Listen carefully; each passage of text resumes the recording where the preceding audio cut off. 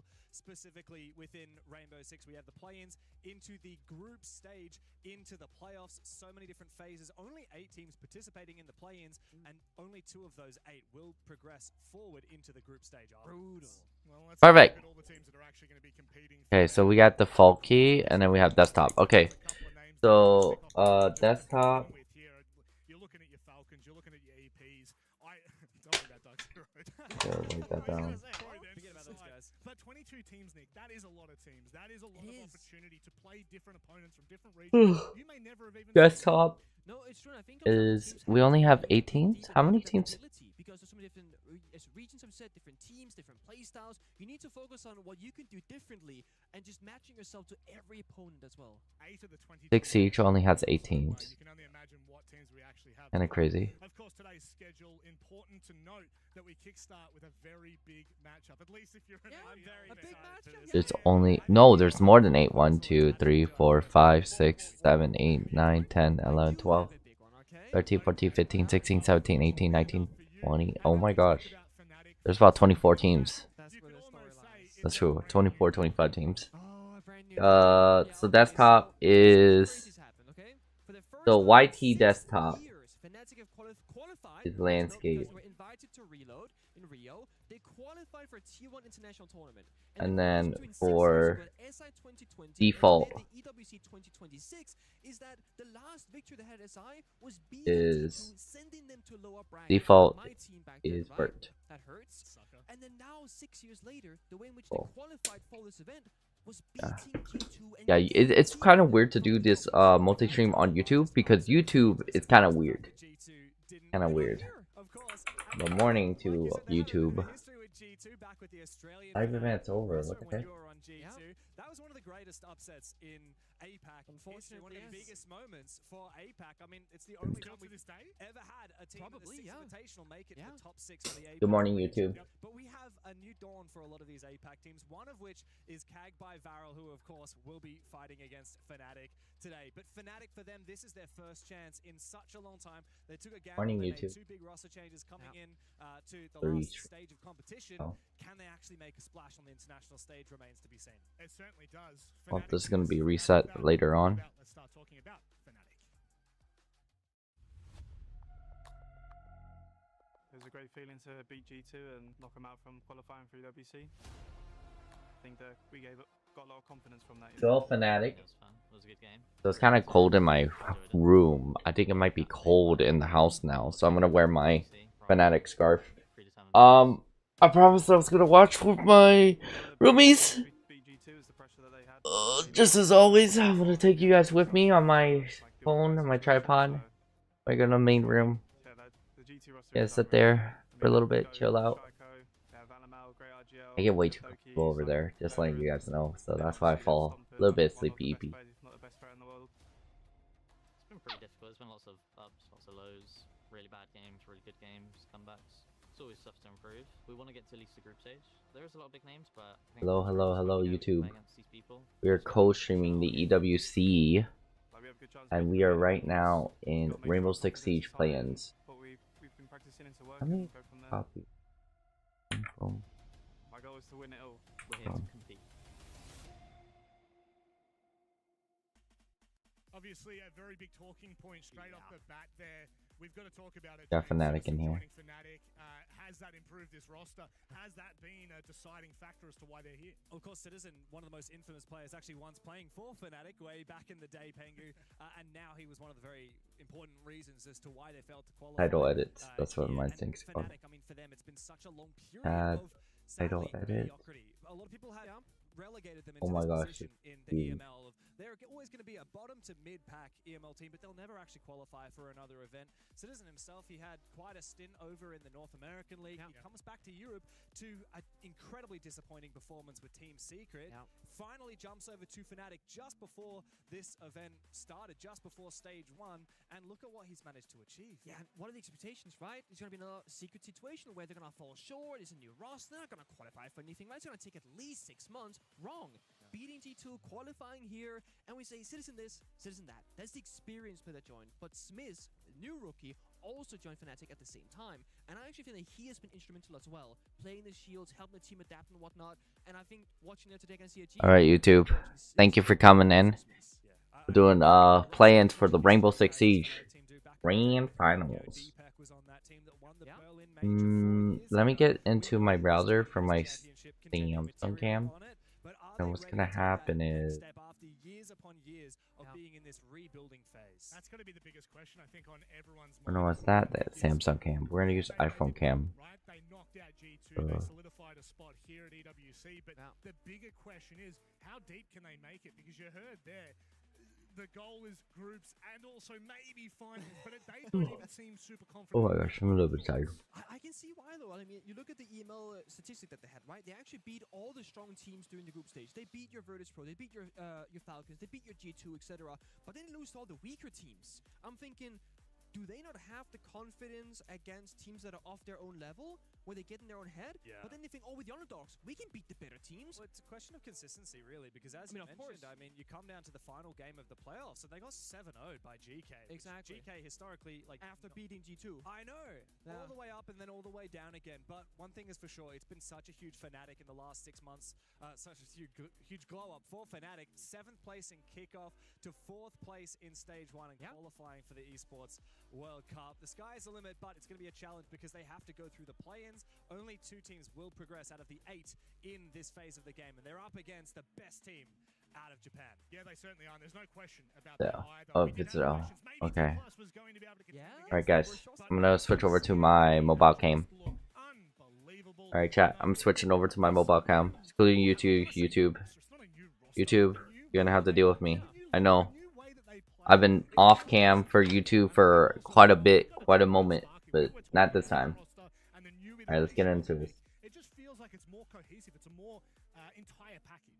Yeah, I think it's more serious, more disciplined as well. And to kind of give you guys a picture of just how strong they've been, they were undefeated throughout all of groups, right? We're going to playoffs in APL, in APAC North, and then they drop one map 3 times, and they drop it to D+, and to Scars. So it's like they dropped 3 maps throughout the entirety of stage 1. They've been super dominant. Alright, YouTube. Oh my gosh, I look crazy. Alright, let's get into this. Alright, let's go. Ow! Fuck! Oh!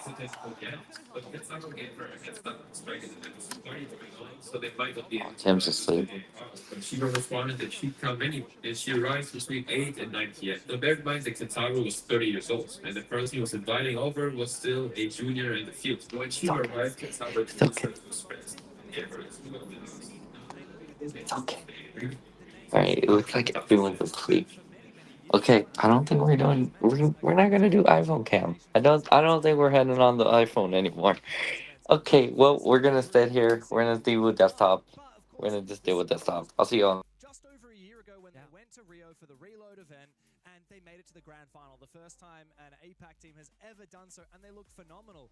Since then, it's been a year of heartbreak and rebuilding after some roster turbulence. They've got DD, their former coach, who basically was an emergency sub for stage 2 last year, and then they realized, hang on, this guy is really good, and he can bring a whole new dimension of support to the team. And then it took a little bit of time to figure out who was the best coach to go and fill DD's role.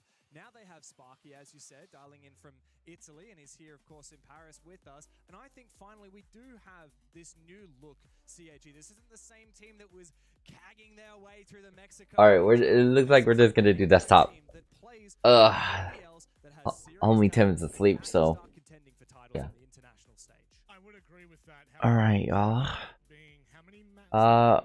For those who are watching, Homo, I know you're watching. Have you played Rainbow Six Siege?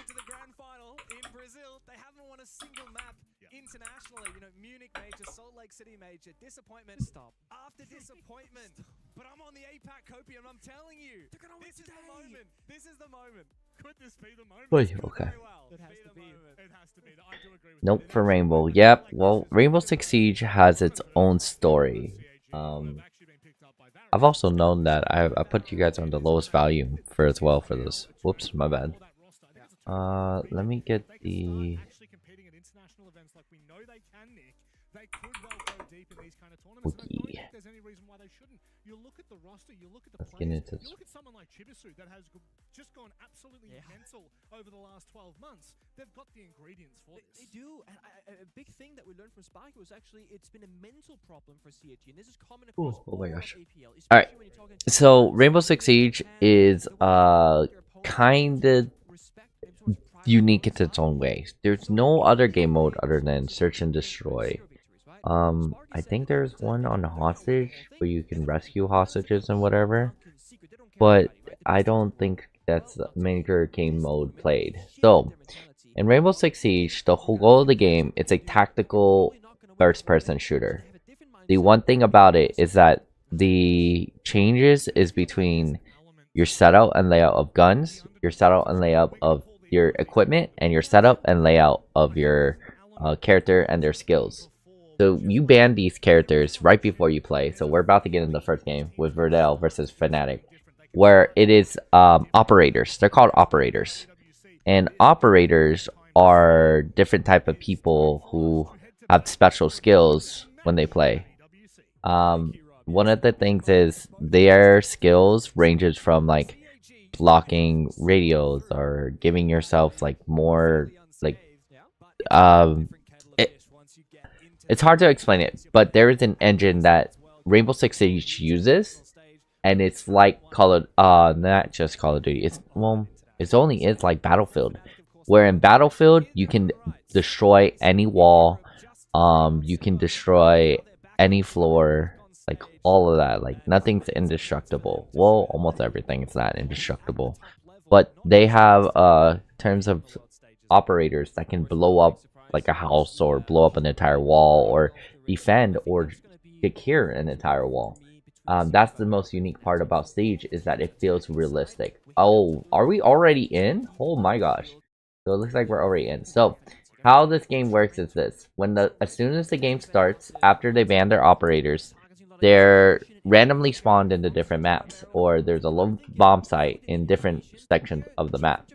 What it is that the team that is defending automatically gets into the game and starts barricading doors, playing traps on doors, playing traps on like housing of the doors and stuff like that, or just getting ready to find and secure a corner or area, while the opponent team has no choice, but they can only use drones to go inside and try to secure and scout where the bomb placement is.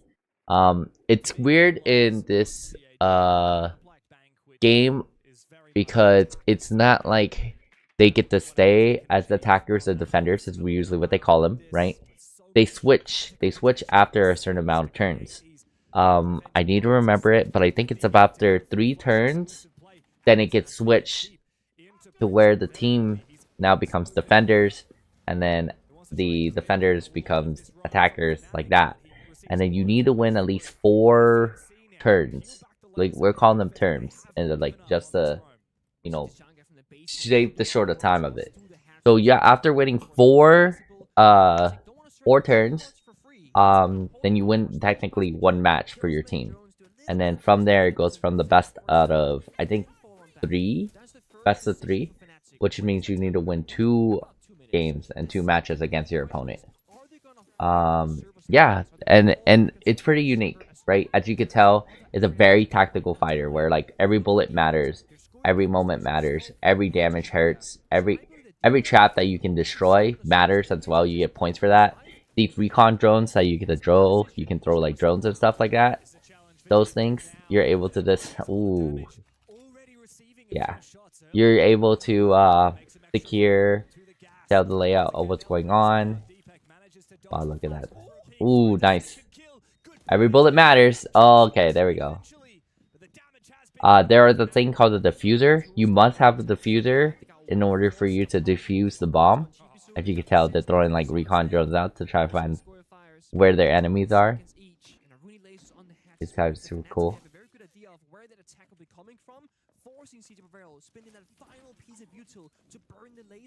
Yes, utility is amazing. Ooh, okay.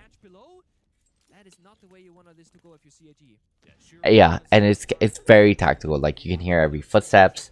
You need to do. Yeah, it's like guns everywhere. Guns are blazing. Alright, we're turning it up. Fnatic can sit back. They have plenty of plant denial. Yeah. They have strong positions and the numbers advantage to boot. As I say that, Chibisu suddenly changes things. It flips on its head. That's the C4 goes down. Chibisu now has to look for the plant. The fire from the Tachanka cannot find its mark. Chibisu trying to force it down. Sharip and Zaka both find kills. It's up to Smith, the new addition for Fnatic. And he has been able to deny the plant. Certainly not able to deny the rounds. An eruption from the Japanese as they steal the first round. What did I say? They want to make a statement. I guess they call them rounds. 3v4. They lost the win condition, lost the shield. They can't go for a default plant. They are down in numbers. They get injured on I'm trying to get all the operators out here, but it doesn't really matter to me. But like these operators, there's about, I want to say, good total 50, 60 operators already. And again, all of these operators are all different. They could do certain different things. Some can throw gas. Some has riot shields. You saw the riot shield. Some have snipers and stuff like that. And it's kind of crazy. I mean, we've already talked about this, but this is an attacker-sided map. You don't expect the defense to get more than 2 to 3 rounds on their half. And for Fnatic, already looking so good in the first round, it's a very good sign for them. Yeah, but the fact that the real things about the game that matters is not just operator, but map. Map really determines whether a team is doing good or bad. That's why they're doing. If the losing team like loses the first game, they get to be able to choose the second map. And then from there again, they can ban different operators, and then some operators are right. Like, let's be real, like there's some cool stuff. Like there's an operator that throws bees. There's an micro robotic bees. There's an operator that can see through walls, which is kind of cool, but you have to be close to the wall, close to an enemy. There's another operator that can go invisible. There's another operator that can create a duplicate clone of themselves and have that clone go around. It's pretty fun, it's pretty cool, but more than often, sorry, excuse me, it's not because of those operators that's OP. It's the map and the skill of a person. Like, even if a person can go invisible, again, when they shoot their gun, they're not invisible anymore, but they could get eliminated right before because they fall into a trap. And the other big one is this: if someone can throw little micro robotic bees, right? By the time that they do that, they're taking a longer time of bringing out their gun or getting their gun ready that they could die. You gotta look online for the vaults to get some information. Well, guess W. what? They Yes. play in APL. Hello, Gothic.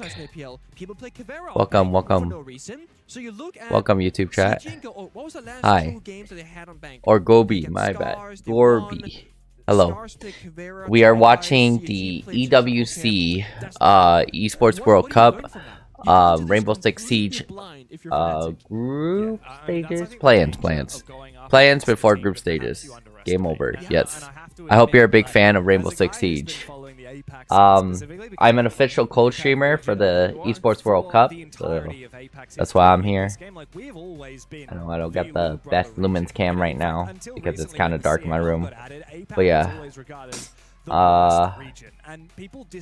Yeah, we're getting into a little bit of Rainbow Six Siege. We're teaching Homu about it too, and how this is a little bit complicated.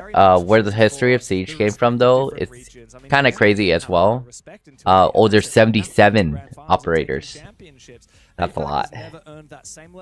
Yeah. Because no team from the Asian has ever won an international event. Now we've had upsets here and there. To just learn a little bit more about the Rainbow Six Siege stuff, it used to be called Rainbow Six. Like right now, it's called Rainbow Six Siege because Siege is taking the X. So to look at It's like Apex Rainbow teams and Six think, Siege X. I mean, you know, we'll probably win that but one. Obviously we'll now but it's gonna be a called very different story to when we Rainbow start Six playing Siege. some Brazilian teams or some North It's American mainly teams. because And when I they think had the that game in the does original really the form, enemy of many it was rosters kind of and fun, teams' right? It was expectations great. going It was in. the Rainbow You gotta make Six sure that you show everyone enthusiasm. was Don't kind of worry, surprised because understanding Tom the Clancy, CAG Rainbow from 5 Six is years where it ago, usually came Carnage, from, and it's the a single opponent player you're game. playing against It's a today. single player game where you're playing special Marines and operators and stuff like that. And then what they did is they revamped the game, made it multiplayer, and then it was great. It was amazing. They had a peak. It was basically when Overwatch first came out, type of peak version. Then what happened was kind of crazy. What happened was after they've gotten so many hacks, like a bunch of hackers in the games, they had to like stop the game. They kind of shut it down, and people actually just didn't want to play because there was a bunch of hackers. So after that, they revamped it, made a new, entirely new game engine. I think it's under Unreal Engine now. That's where you can get all the walls being broken down. It looks a lot different. It used to look really rigid and kind of like gamey, like cartoony if of anything. But now it looks a lot more realistic, and people are taking it seriously now. They love the game. They love the tactics. It just had a rough start, and then just to where what happened is that last week and 2 weeks ago or last month, there was an entire tournament of Siege across the entire country of Asia and in the Middle East. So a lot of these players are just coming back into the championship from their own regions to the Esports World Cup. Yeah, so this is one of the... Ooh, that's cool. Nice, that's a drone. So that's another operator special utility. So he has a drone that blows things up. There are also cameras around every single map. So if you can't use a drone, you can use a camera from any of the other maps and stuff like that. As you can tell, these traps are stopping the drones from actually going, which is great. It's a very tactical shooter. Like you can zip line on walls, change your direction on walls, change where you're shooting. Every bullet does count. Headshots are like almost instantly killed. Yeah. And what's the other best part is that you have to play as a team. So whether you're playing as defensive on the team or offensive, you always gotta talk to your teammates about it. Holding on to the downstairs area beneath the site itself, because they can't go for a plant if Solus is going to be beneath them. So this is actually CG being tested now and problem solving at many different areas at the same time. This guy has riot shield. Riot shields are pretty strong. You legitimately can't shoot through that shield. It's that you have to shoot under or go around the person. And the riot shield guy can literally get in front of you. The one thing is though, with riot shields, you can't pull out your gun. Or if you do, you stop logging and you start using your riot shield. The XQ will likely come in the form of the Candelas from the Ying and some smoke grenades, but it is very finicky, very challenging to get done. Couple bullets to go get. We're rooting for Team Fnatic. Finally, Anaton will finish off the clash. The gates are open here. The CAG, Fnatic have to have a response. We're rooting for Fnatic. Fnatic. Let's go Team Fnatic. I have a scarf from Sapporo, Japan. It's a really cool design Japan scarf, but it has Team Fnatic and then Team Alliance. They made a collab, which is super cool.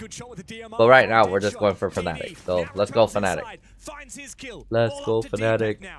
As the Dutchman looks to find a third and fourth kill in this round. Can he revive his dead teammates? I very much doubt it. Now the plant confirmed.